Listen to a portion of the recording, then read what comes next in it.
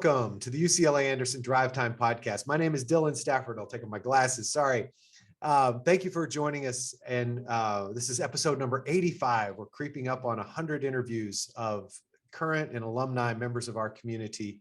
And I get excited every interview, and nothing different today. Oh, good. People are coming into the, wait, here we go. Today, I have the honor to speak with Carolanne Link, a member of 3. And let me just tell you a little bit about Carolanne before we jump in. But anyway, Carolanne, hi, before I say all that. Howdy. Howdy. All right. I love it. I'm from Texas. I can howdy. Carolanne works at UCLA. She's in the fully employed MBA program, but her job is here at UCLA with the Web Accessibility Initiative and also the Committee on Disability, UCOD.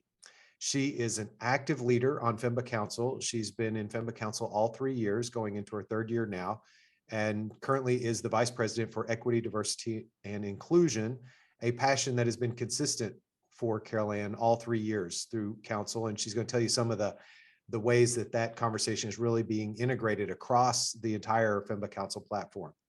She's also a double Bruin, which makes her extra super special.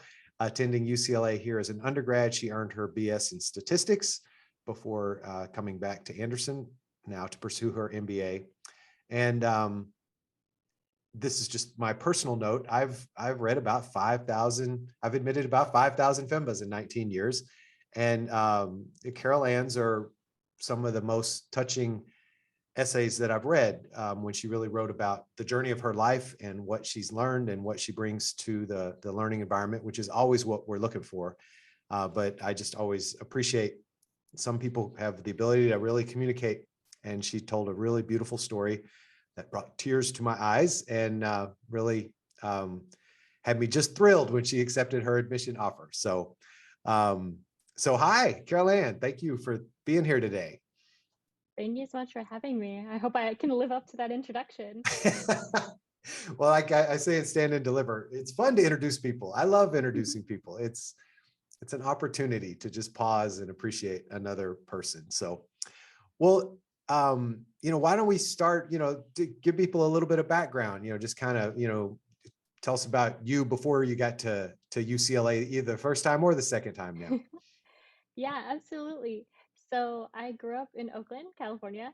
I'm the black sheep of my family because both of my parents and my younger brother all went to Cal. So I strayed a little bit farther away from home to go to UCLA for my undergrad.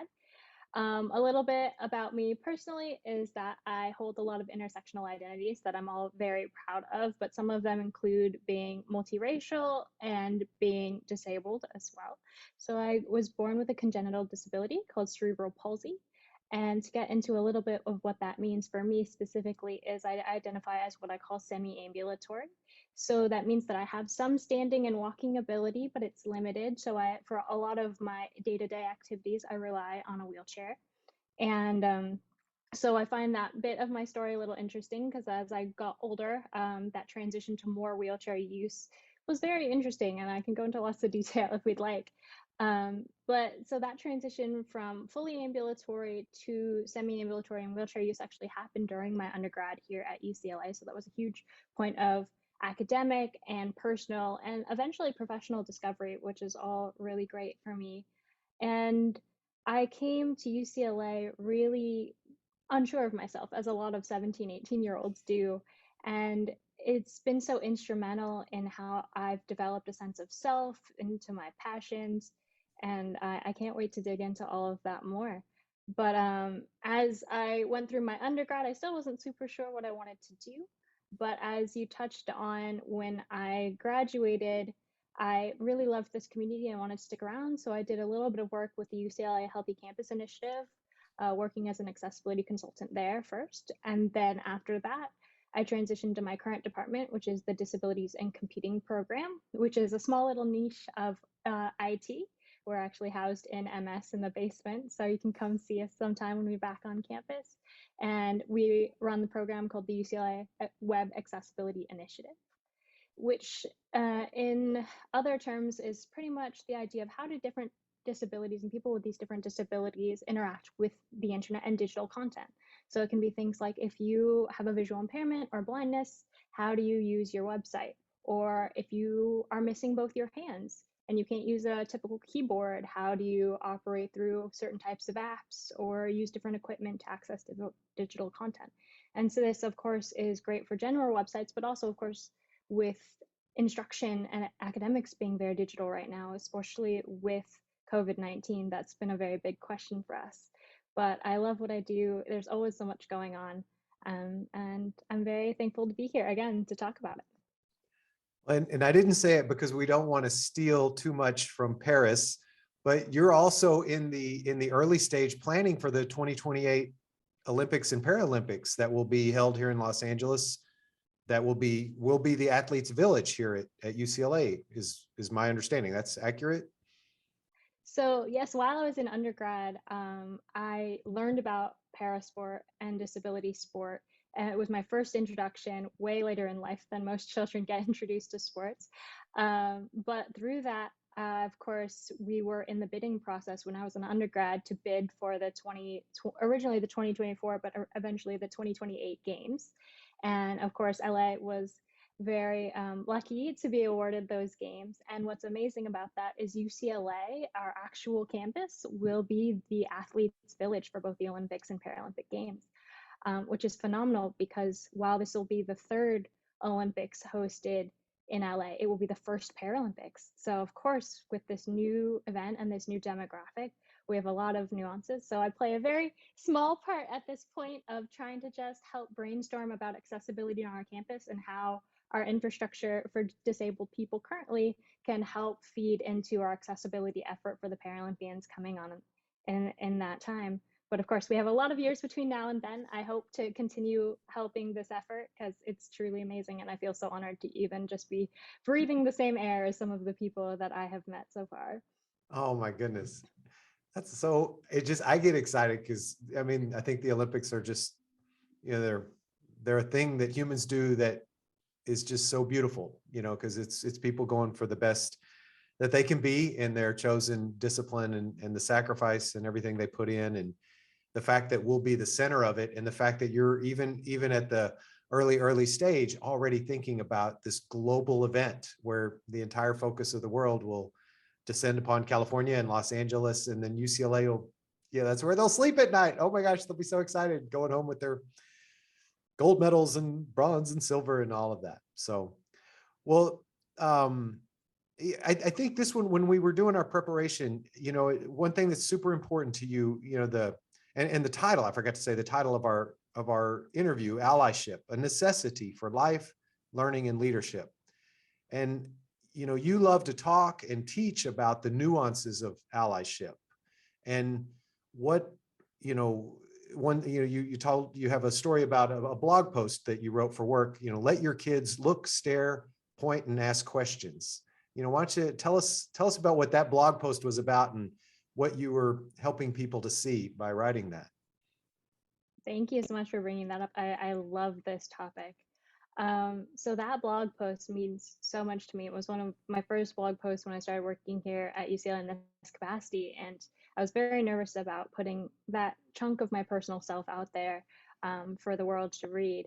But the topic, as the title suggests, is the idea of letting your children interact with disabled people in public spaces. Because I see when I'm pushing around the grocery store, for example, and a kid gets intrigued by me in my wheelchair because they perhaps have never seen someone with a wheelchair before, they often will point or they'll ask a question.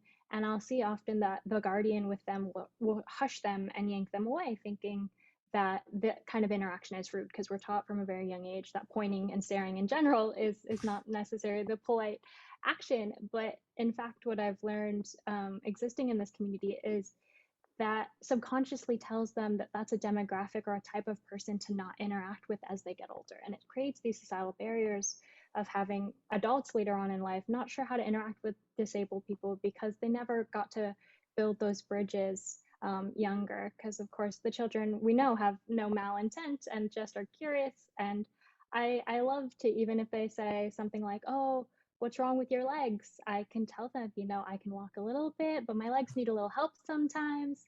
And starting those very casual conversations is great. So I try to go out of my way, especially to smile at little kids who are staring, or who just have these questions, because um, I think the core function of allyship as a general topic is the idea we're here to learn about each other. We're here to empathize with each other. And the only way to do that is to have these honest conversations and dialogues.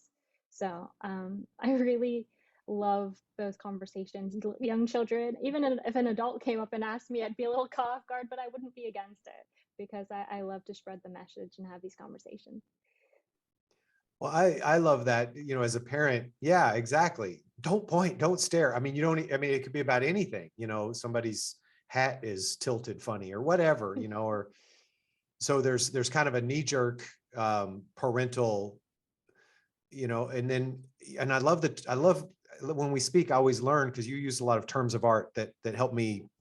And you said, learning to embrace a new demographic. So maybe, because allyship can be, well, actually, let me ask it this way. What does allyship communicate from how you use the term? So the way I define allyship is the idea of, when you are outside of a demographic, to be a very good supporter and of another demographic that you are not in. And so what I Mhm. mean by good supporter is that you are promoting their messages, but you are not necessarily overriding them or speaking for them. And that's a very delicate balance. And it's very different for each minority and each demographic you can be an ally for. But the quintessential piece of this, and I'll give a shout out to Professor Eugene Caruso for teaching me this phrase, is intellectual humility. The idea that you recognize that not being in that demographic means that you're never going to fully 100% understand. And of course, that happens even just individual to individual in any circumstance. You're never going to fully understand someone else's experience. But when you take that humility and you understand that, it opens up this possibility for you to go, I don't understand, but I want to understand to whatever degree I can by being outside your demographic, and support you in whatever way this demographic wants. So that may be, hey, please don't tell my story, but direct people to me to have a conversation. But for each individual, it's different. Um, so I love that. I love people inquiring, how can I help? What's the best way for me to be an ally? And discovering those different pathways. Could you walk people through, this one was fascinating to me, that you actually have kind of looked at it and see some sort of parallel between the stages of grief, because that was Yeah. fascinating to me. I thought, oh, okay, I can see what she's pointing at. Yeah. Yeah. So I know that the stages of grief are quite a negative comparison, but I don't want people to think that it's a negative set of stages as well. But after discussing with some of my closer friends here at Anderson, as we've learned more about allyship together, as I've been going through the program, we realized that people seem to, from our observation, go through these 5 stages, if you will, of learning how to be a good ally. And the first one is that initial learning or realization, going, oh, there's something different here. Oh, maybe I should be thinking differently or acting differently. So that would be stage 1. And then stage 2 is noticing it in your everyday world. Do you start to realize or find those red flags or orange flags or whatever, green flags? And you just notice these patterns that you maybe didn't notice before. It could be, for example, for me as a wheelchair user, I'm always looking for the curb cuts, which is where on a crosswalk, the curb becomes flush with the road so you can cross the street. And you'll realize sometimes, even here in Westwood, that on some corners they're just not there. And so Wow. I'll have to alter my route in case it's not there. So when you're more aware to look for that, even able-bodied people go, oh, wow, I realized there's actually not a curb cut on my corner. I never thought about that before, because I don't use it in that same way. So that's the second one. And then the third stage tends to be where people start to, when they are overwhelmed by the noticing, they start to get concerned. They start to question, how do I approach this? How do I deal with this? How do I interact with people or ask questions appropriately? And then stage 4 comes shortly after, which is what I'm trying to find a better term for, but an idea of over self-policing. When you start to really question it, sometimes withdraw from that demographic. You go, oh, I don't want to offend them, so I won't say anything. I won't have a conversation. Maybe I'll even avoid them entirely because I'm uncomfortable, mostly with myself, not necessarily with that demographic, but because I don't know how to interact. And then that last stage is getting over that hesitancy and actively interacting, actively normalizing, both within yourself and sometimes even with other people. So once you get comfortable talking about these topics, even as an able-bodied person, you could go, hey, have we thought about curb cuts? Have we thought about ramps? And start spreading those messages beyond just your interactions with that one demographic. Well, for sure, yeah. That not to have it as a negative frame. Like stages of grief is very often is shared with us when we're processing the loss of a loved one. But what I love after 9/11, the first time I went through security, it was 2 weeks after 9/11. I flew to New Jersey. I walked and they asked for our identification outside of security, or it was some little change that they didn't used to do that before. And I had this moment where I gave them my ID, whatever. I went through the metal detector, and on the inside, once I was into the terminal, I sat down and just wept. And I called my mom. I was so befuddled, and she just said, "Well, we've processed a trauma, and you've been going 100 miles an hour, and you've given yourself no time to process it." And she said this. She said, "You can't schedule grief, and you're grieving right now for all of it, just that terrible moment that society lived through."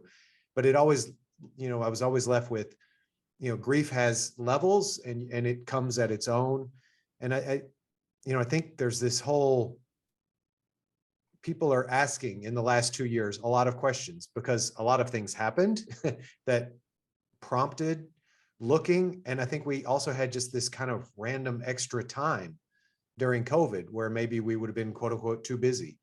So when you were sharing that with me the other day, I appreciated that even when people are attempting to open themselves to participating beyond their comfort zone, it can still have these levels to it. And I just thought that was a lovely frame that you could offer to people about, because it sure seems to fit, like, oh my God, you could overcompensate and then you could pull back. And then, and then beyond all that, it's like, oh, that's just my friend Joe, who's part of, whose life is different than mine. Yeah. So I like that because it kind of paints the picture of an arc of discovery all the way to now my world is just bigger because Joe is part of it. Whatever Joe's distinct, unique life is, just different than whatever life has happened to me so far. So sorry, I just got a lot out of that when you were telling me the other day. So No, that's great. I love to tack on the fact that, of course, it's not linear for everyone. People jump around in those stages when they learn new facets and meet different people within the same demographic. Because I like to emphasize the fact that nobody within a demographic is an oracle. That's a common misconception, that if you ask one person from that demographic, that'll be the same answer for everyone in that demographic. And of course, that's not true because we're all individuals.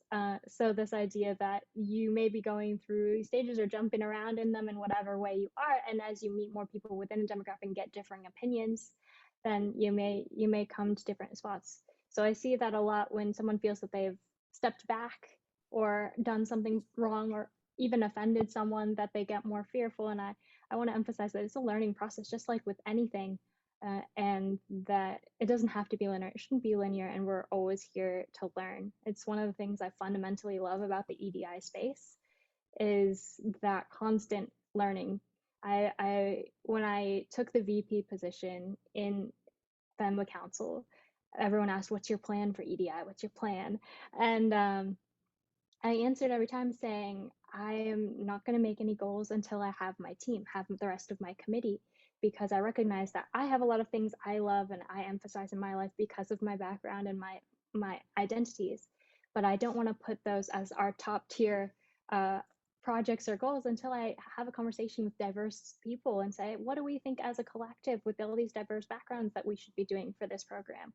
And a lot of people are like, oh, that's weird that you don't have this big plan going into it. But ED&I is all about collective sharing and collective building, and you can't do that as one person. So at all of these learning aspects, regardless of what it is. It's always a team effort. Yeah. This is a tiny bit out of sequence, but I alluded to it earlier. I mean, if it fits, your experiences in undergrad. I mean, we love UCLA. It's an urban park, but it's 420 acres. And you know what I appreciated about your sharing of your undergraduate journey was the sort of compare and contrast between one chapter of your UCLA experience with one technological support level and then an upgrade and the real transformation. And to me, there was a victory of the human spirit that just moved me so much. But could you tell a little bit about like how that arc went in your life and what you learned from that, and even maybe what that, because it seems like it's so integrated now to your work and looking forward to the Olympics and. Yeah, absolutely. So to touch back to my disability and how that fit into my UCLA experience, as I touched on very briefly at the beginning, when I came to UCLA and started this journey, I didn't have a mobility aid. I was semi-ambulatory. I recognized the fact that that meant I couldn't walk very far, but I didn't have a wheelchair or anything. And I remember distinctly on Admit Students Day, on Bruin Day, I was here with my father and we were standing at the base of Bruin Walk looking up towards the hill, and I told him, I said, I don't think I can do this. I don't think I can do this every day for the next 4 years. And it's kind of amazing for me to think back to that moment because, of course, here I am all these years. I won't give a number, but quite a few years later. And I do it every day, and I love it every day.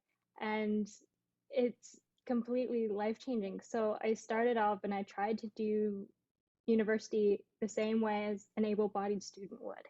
A lot of disabled students on our campus and everywhere universally do what they call mainstreaming. They try to be as quote normal as possible to fit in. And of course, we do this in all sorts of demographics, not just the disability one.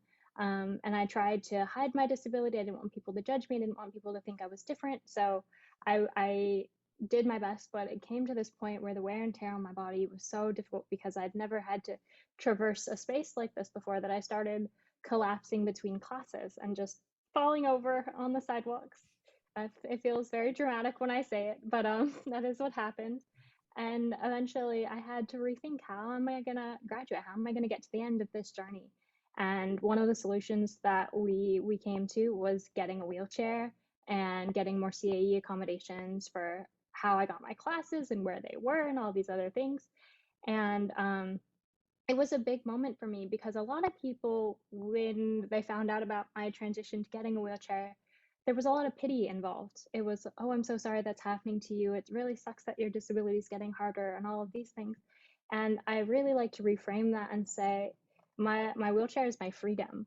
Like I went Mm. from a undergrad who didn't do any extracurriculars whatsoever, who was struggling in her classes because she was so much struggling to get there and do what needed to be done, that I wasn't flourishing. And then when I got it, I immediately wanted to do everything. Someone would say, hey, do you want to go get dinner? And I'd say, yes, I can walk there. I can do this. I took classes I wanted to take. My grades shot up, my extracurriculars shot up. That's when I learned about wheelchair basketball, was after I got my wheelchair. Another reason that I was delayed to catching up to that. But it's just a funny misconception, I think, when in the everyday world, that wheelchairs, mobility aids, or any adaptive anything, and regardless again of demographic, makes your life less. And it's this societal ableism that we have that says that something different means it's something worse. I like to tell people, I may never be an Olympian, but Paralympian's still on the table. But for the able-bodied word, you'll never get the joy of being a Paralympian. It's just crossed off for you. So it's the same thing for us, just in a different way. So our doors are different, but they are not less than. I'm all for Klimt now. Yeah, you're very I don't even know what the right descriptor is. You're able to say, like it could appear dramatic, and for me, it's just what's so. and there was an optimism, and there is a tremendous amount of optimism when I'm talking with you that I just so cherish. Um, I think that was just me as a human being processing the last 2 years, really committed that our society work and not leave people out. There's in my antenna it has occurred for me like, goodness, the sky is so falling in so many parallel dimensions all at once. What's there to be optimistic about? And I want a world that my children get to inherit that gets better, not worse. And yeah, in the world of imagination, and if I were in your circumstances, would I have the strength of character to hang in there until there was a solution?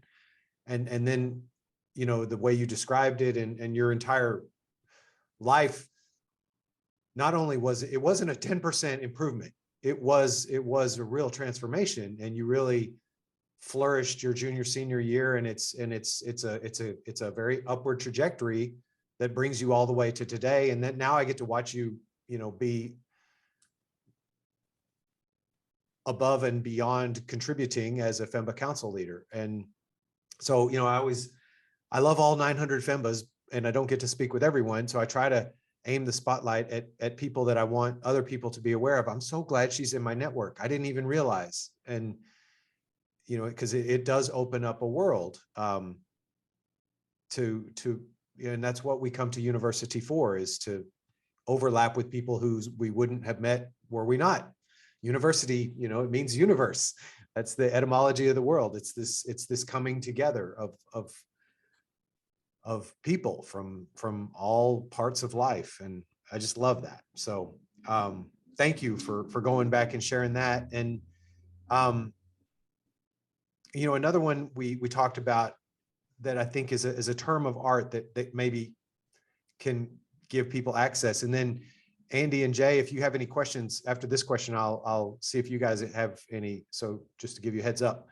But when you talk about burden versus entitlement, could you tell us a little bit about that from your perspective? Absolutely. Another topic I love. Thank you so much for bringing it up. So in my mind, when anyone is a minority in any situation, there's these two ends of this internal struggle, I call it, which is burden versus entitlement. And I know I speak in terms of disability frequently because that's one of my main points of identity. But again, I think a lot of these concepts can be universalized to a lot of different other applications as well.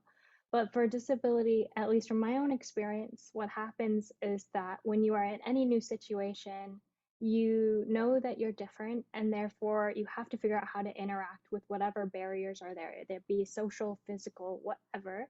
And some people fall very far on the side of burden, which they worry that they are going to be a burden or an obstacle to whatever's going on. So they may not want to go to an event because they may not know if there's wheelchair access or captioning or accommodations for the visually impaired, or fill in the blank whatever accommodation or universality is needed. And so they may take it upon themselves to avoid certain people, certain events, certain whole, entities. Um, and those people may be too afraid to ask for help. They may have had a bad experience. They may be shy. There may be a lot of reasons that have accumulated to them to be too afraid to ask something. But on the flip side, we also have people who maybe feel that society owes it to them to accommodate whatever their situation may be. And they're very adamant about that. And of course, while fully accessible, fully universal for everybody is always our goal, it's not always pragmatic at certain points. And so there is some delicate optimization problem that happens where there's that perfect balance of asking for enough and making future change so these things are permanent, but also not demanding things that are unrealistic in specific moments. And of course, it's a balance. So especially when I talk to allies about this concept, it's really important for me that if you interact with someone farther on the entitlement spectrum and you feel that you've disappointed them or their demographic, that not to internalize that too much and worry that you're a bad person or you're doing something wrong, because it's all, as we've talked about, a learning experience. And then on the far other side of the spectrum, you need to expect people who are too afraid to ask for help and maybe know what to look for and know when to offer and how to offer assistance, because sometimes they're just afraid to ask. I know when I'm in the grocery store, for example, and something's on a high shelf, I will struggle and try and get it down because I'm too awkward a lot of the time to just say, "Hey, can you help me with this?" And whenever someone goes, "Hey, do you want some help?" I'm like, "Oh, thank you. I didn't want to bother you, but I'm so glad you asked because I would love help getting that item down." So everyone falls in a different spot on that spectrum, and it changes, situation to situation. But I think it's both important for those within a demographic to think about where you fall and if you should be re-optimizing, especially if you're too far on either end of the spectrum, or how to make sure that whatever end of the spectrum you're on, that you're moving forward productively. And for allies to recognize that if you meet someone on either extreme, that it's not necessarily representative of the whole, but each individual, and know how to help both ends of the spectrum as well. Thank you. I love, yeah, again, yeah. Education, you have to start with what you don't know, and building a vocabulary. Even just the way you say, learn to embrace a new demographic. Like until we had our call the other day, I'd not heard that. And, of all this discourse in America the last 2 years, I've heard many things kind of said repetitively. And then I think people get into if we just say it louder, it'll make a difference. But it's, so it's sometimes we really do search for language to help us participate beyond where we've participated prior. And this burden versus entitlement. Okay, so if I want to place myself, if I want to imagine myself in the world of another, what might it be to be in that world? And even, yeah, anyway, I just love it. I love it. That was a great term of art. And I see Jay has turned on his video. Hi, how are you? Hi, I'm good. How are you? Sorry, I haven't attended for the past few weeks. I've been kind of busy, but good to see you again.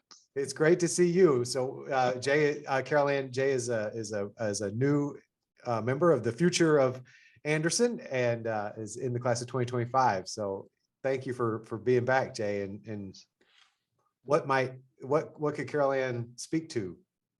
Yeah, Carolanne, thank you so much for your story. It was really inspiring, and I love hearing about. It's actually a topic I'm very interested in, about allyship and DEI space. So thank you so much for your perspective.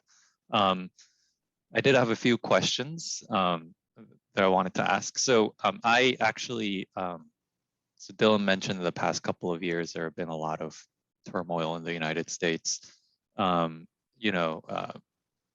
I wouldn't say starting, but kind of the main catalyst was George Floyd's murder about 2 years ago, right? And around, so I started a DEI group in my company. And what I'm always interested in is, right, when you're talking about this kind of empathetic curiosity in terms of like pointing and, asking questions and so forth, that's like, it's empathetic curiosity, right? It's about trying to understand the other person, right? And on a personal level, right, it's, for me, if I want to do that, it's just a matter of, having the courage to do that and implement it, right? But now that on a community level, I'm curious how you see this. How do you promote and cultivate a kind of culture where it's kind of normalized that asking these kinds of questions are okay, and in fact even encouraged, right? And the thing about the DEI space, right, at least from my perspective, is if you're engaging in it genuinely, right, you will make mistakes. It's not like it's a certainty, right? You must almost. And I think a lot of people have that awkwardness, right? And how, from your perspective in a community, how do you encourage people to say, this empathetic curiosity is okay? It's, in fact, it's good. How do we cultivate this kind of culture?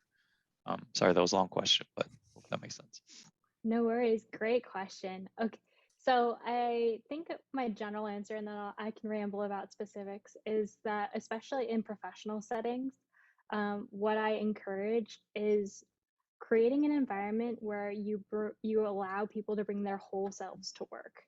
And that's a big piece of, because of course if you don't know someone very well in the workplace and you want to ask these questions, it may seem that you're just seeing them as a representative of that demographic. You don't care about them as a person necessarily, so you don't want that to be the only thing you talk to them about.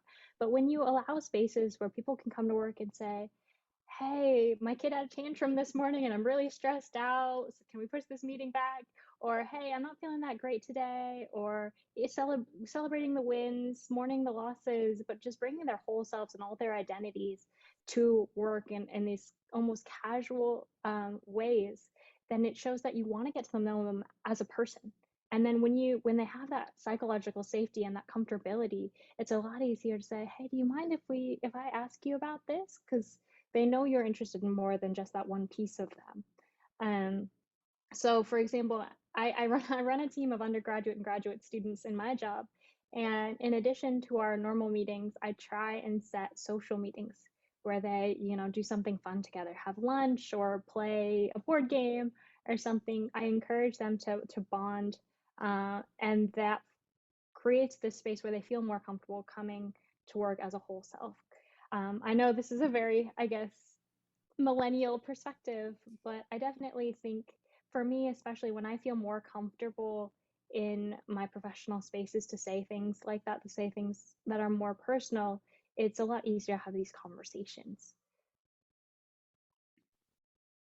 Yeah, great. Thank you. I'm a millennial too, so I totally get it.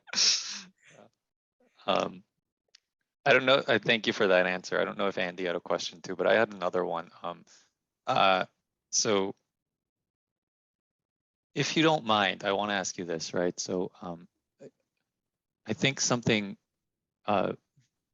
maybe not unique, but very interesting about your story is that that you've had the opportunity, I guess, to have been on both sides of an experience, right? So like, so you were able-bodied before, and at some point you were disabled, right? And I wonder, right? I think that's also that's not always true in the DEI space either, right? Like, so how does that, having been on both sides of the fence, inform your perspective just in general, right, in life and, and so forth? And also curious, how does that affect your approach to doing EDI or DEI work?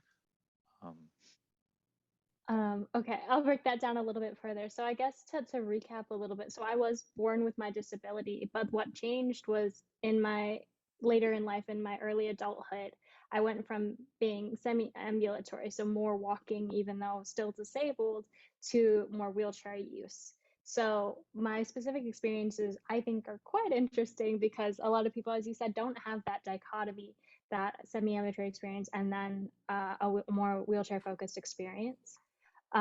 So for me to talk about how that plays into how I approach the EDI space, I have to say that growing up with a more invisible disability definitely meant that I wasn't aware as much of this community. I wasn't as much aware of how to bridge those gaps because, as I touched on, I spent a lot of it like trying to be as normal as possible, heavy on the quotes with the normal.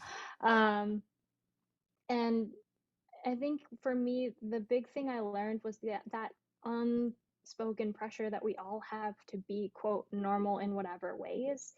And so coming at it from that perspective, it made me realize that if we touch on this younger and talk about this with children, about this idea of being really inclusive from a very young age and being accepting of different types of everything, that we can avoid that, quote, normalization.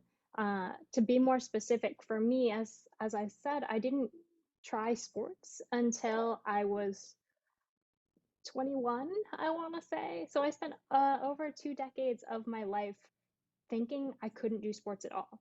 I didn't know what disability sport was. I didn't realize it was out there at all.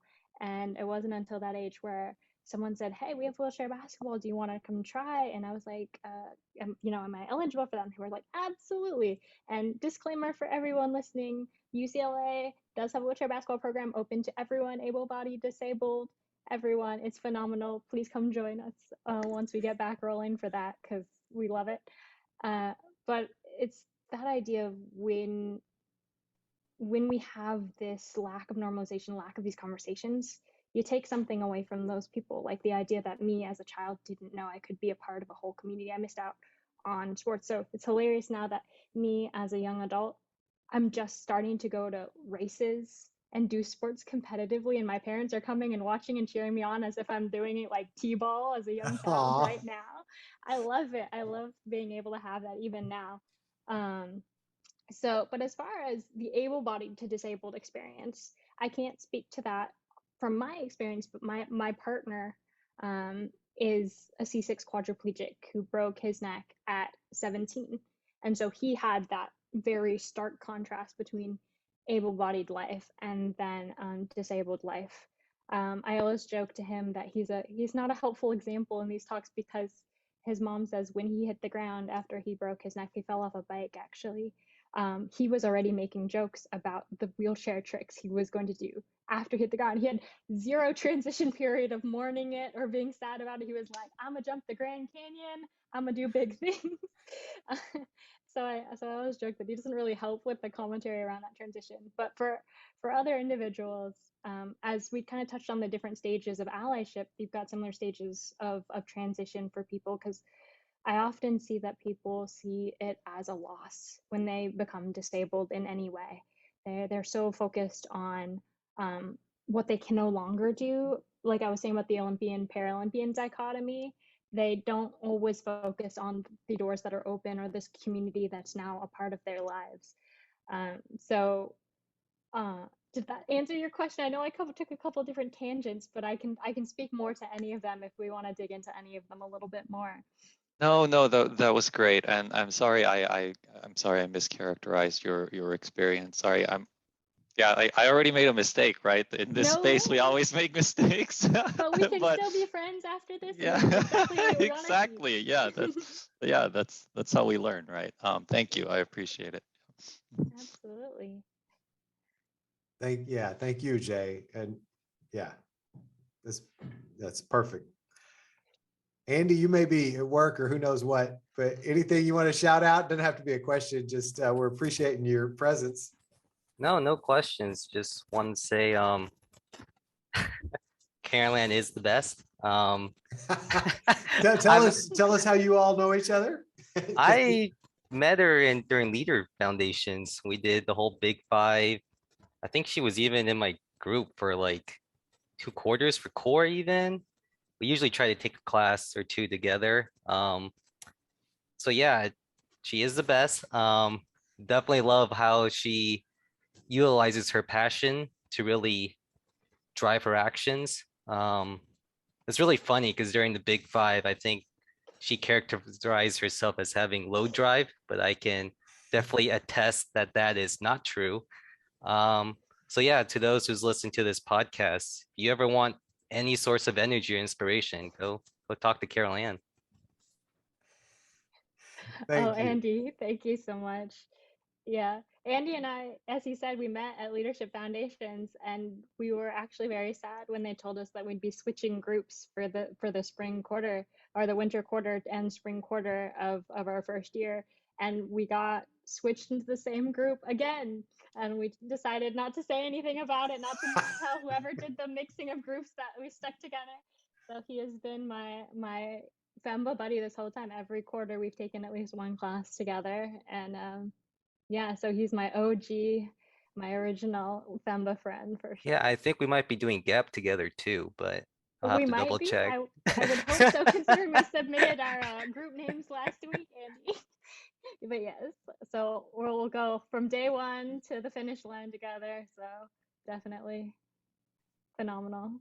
Andy's fantastic. Too bad we can't see his face, but I know he's working today, so I'm just really thankful he spent the time to come visit. Yeah, thank you very much, Andy. Well, I have one question, and then I have my little bonus round at the end. But we haven't. Well, I guess looking forward, right? So entering your third year, and you know, so what are you looking forward to / what are you most proud of with FEMBA Council, and you know, that part of your contribution to the student body, because it's an important one. Yeah. Oh, wow. FEMBA Council has been phenomenal. I love the fact that, of course, FEMBA inherently is people from a lot of different walks of life. And it's amazing to get to know them and to understand, as we were saying with allyship, just to get to know their stories a little bit better, get to know each one of them a little bit better in all facets of their being. And for me, FEMBA Council has been great because when I started as an EDI committee member last year, EDI wasn't even its own, didn't have its own VP yet. Ryan Hayes, who was fantastic, did both the EVP role and the EDI role. And I don't know how he did it because I just do the one role, and that's a lot in and of itself. And of course, that year, the FEMA Council decided that EDI was important enough to have its own EDI VP. And I was lucky enough to be able to campaign for that and get that position. And this past year has been fascinating for me because since this is a new committee and a new role, we've been kind of just mostly surveying what we think we can help with, how we can insert EDI in new ways. We've tried small things, but of course with COVID, we haven't really been able to do things like we would want to in events and outreach in person and stuff like that. So it's been great almost to have this time to sit back and go, oh, this is happening. Let's note that so we know how to fix it in the future. And our incoming president, Kyle Brower, is very adamant about EDI being foundational. I think he's on next week, actually, so everyone tune into that. But he's very emphatic about EDI being foundational in FEMBA Council because he and I see eye to eye on the fact that EDI and allyship as a concept, as said in the title, is really core for leadership. Because as I answered in Jay's question about how do you build that sense of community, letting people be their whole selves in a professional setting, which is a little less than the traditional idea of the workplace, it can be very key in diversity of ideas, diversity of innovation, diversity of perspective, everything. And diversity brings forth all these new perspectives and new ways of thinking. And I can't tout enough the number of times I've been in a meeting where someone says something completely different than the way I was thinking about a topic, and you go, oh my goodness, like that's like another great option, or maybe we can combine our two thought processes into an even greater third option. But you don't have that if you have only one type of voice in the room. So there's the EDI on FEMBA Council is something where we're hoping to facilitate, and we've got three main categories, at least on my committee, which is academics, engagement, and outreach. And so we're hoping to look at that in all three of these facets. So we've already started conversations with different stakeholders in these different categories, but of course you want it in every aspect of their lives.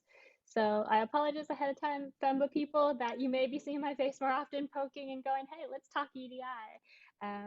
But it's a wonderful, wonderful thing. I always say that EDI, I dedicate my life to EDI because it's never ending. I'm never going to wake up someday and be like, I did it, we've got it, it's perfect, we're done, because it's just not going to happen. We're always going to have something new. It's never boring. There's always something more to learn. There's always something more to accomplish. And I feel that way about FEMA Council. So thus far, I love the fact that even now I've had people in my class come up and ask me. I've had a couple of my closer friends even like try my wheelchair out and push around for a little bit and learn a little bit about what pushing a wheelchair feels like. So I love these bonds we're making. I love these barriers we're tearing down. And I'm hoping to do that even more institutionally as we build better foundations for FEMBA Council and the EDI committee specifically.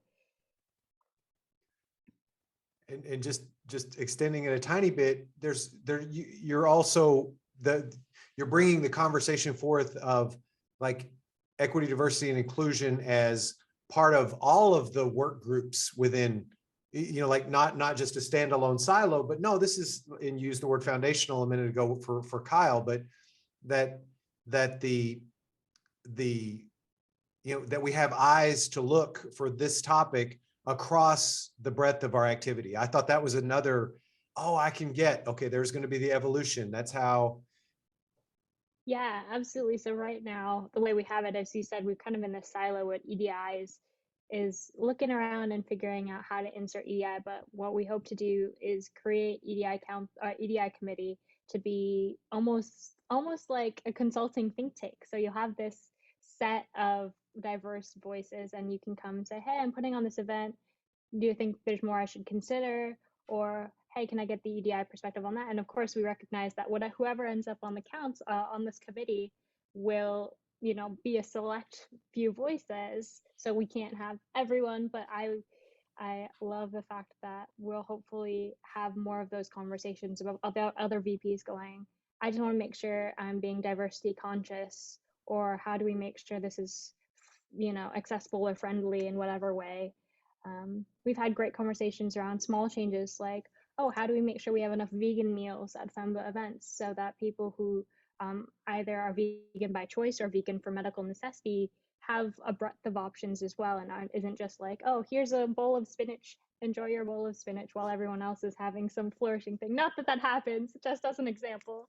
But even just these small thoughts ahead of time where you can easily tweak something small and just make it a warmer environment for everybody. Yeah.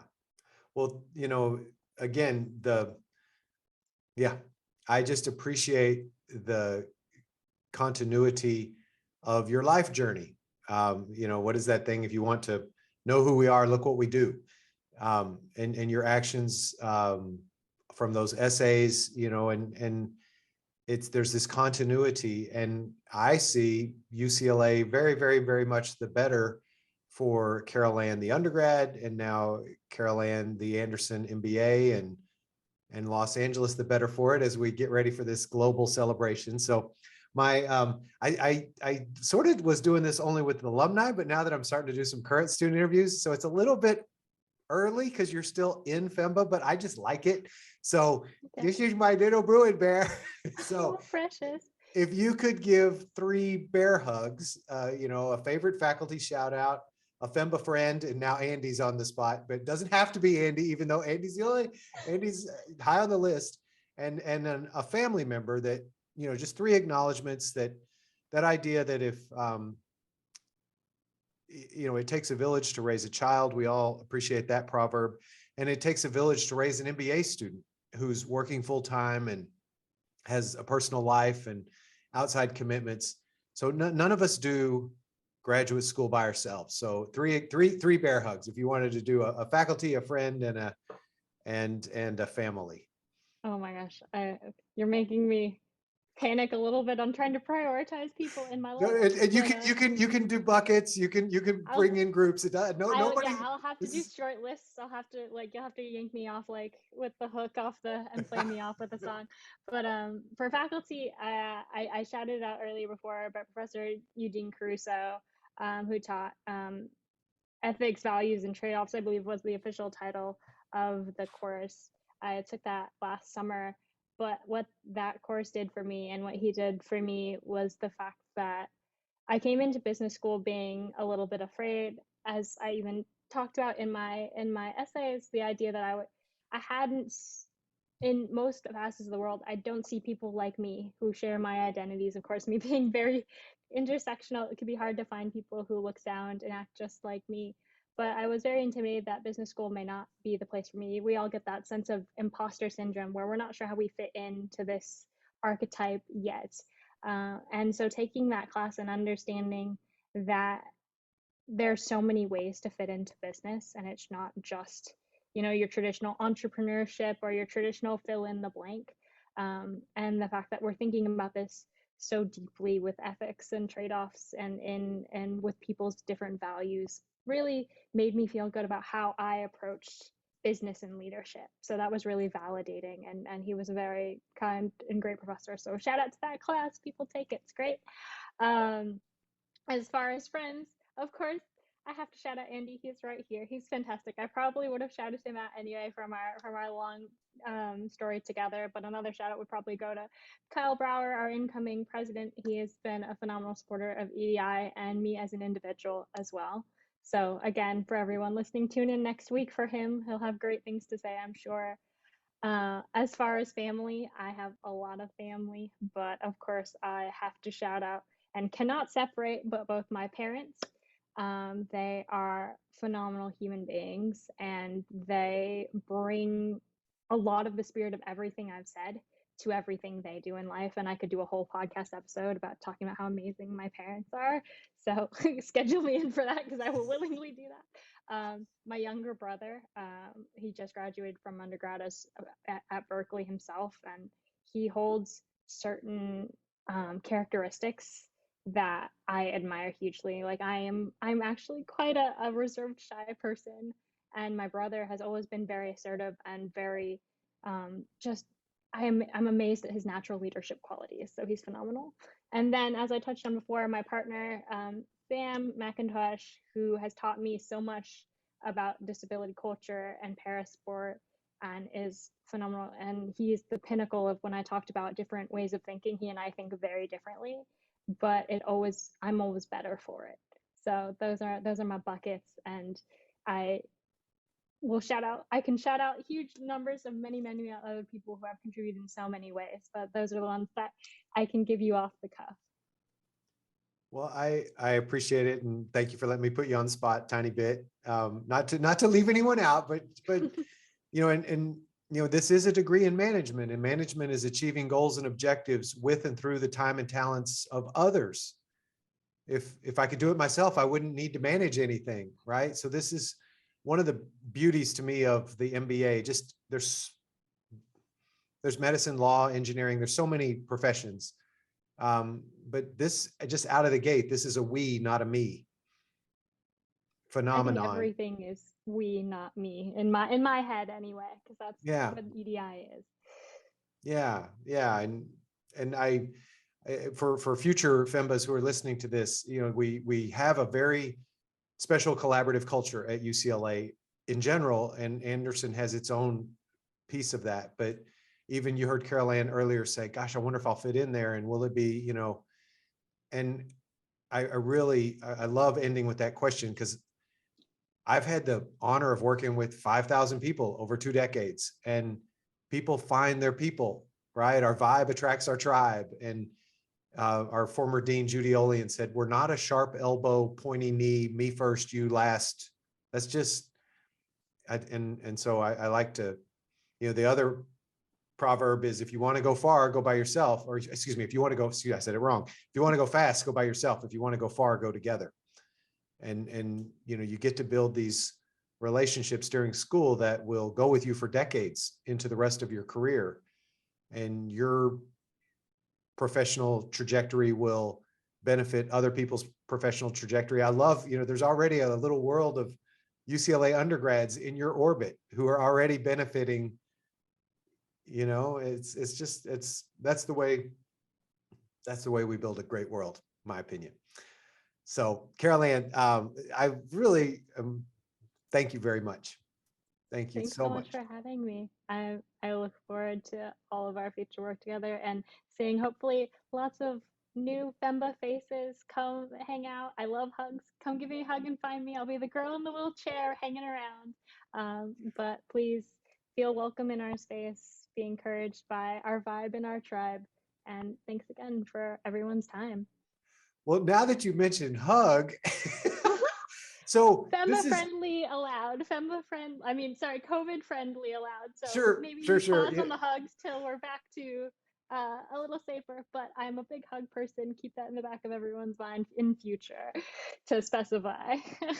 Well, and very, very super personally, I turned 53 years old tomorrow, and I get to see Carolanne 3 times this weekend. Today, Friday. Tomorrow, have we ever met in person? I don't believe so. I don't think we have. Besides the note we left on your desk, I don't believe we've even come close. Ships passing in the night, I think, would be the right description there. The crazy COVID constraint of the amazing class of 2023. I think the largest class ever to walk the halls of any Anderson program. I'm saying that like it's a fact, but I think you guys are the biggest. I don't think there's ever been a bigger class. I could be wrong on that. And I'm from Texas, so tall tales. But so today we record this interview. Beautiful. Tomorrow we'll have FEMBA Council, and then Sunday afternoon at Dean Frasia's home. So part of the celebration of turning 53 for me is a triple three days in a row to get to overlap with your story and your life, and what a gift. And that's, again, the universe of a university, that we get to make our worlds richer through each other. I'll have to figure out how to get other groups to sing to you at some point in the next 2 days.